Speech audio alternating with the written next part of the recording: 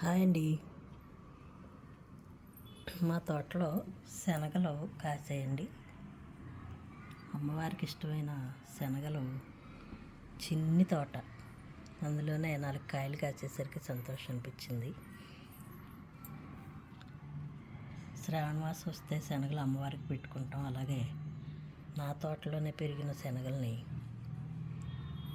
అమ్మవారికి పెట్టుకోవడం అంటే నాకు చాలా సంతోషం అనిపించింది. మొక్కల్ని పెంచడం అంటే ఎంత శ్రద్ధగా చేస్తామంటే సరదాగా. మా మామయ్యగారు అమ్మాయి పుచ్చకాయ తెచ్చిందండి. పుచ్చకాయ కోసుకున్నామా తినేసామా అన్నట్లుగా కాకుండా వాటి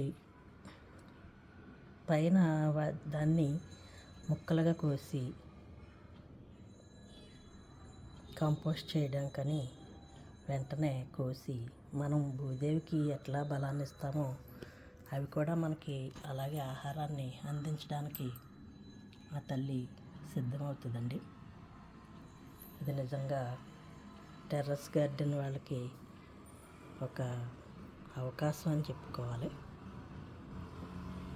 శ్రద్ధగా పెంచండి, సంతోషంగా ఆనందంగా పండిన పంటల్ని ఆస్వాదించుకుని తినండి.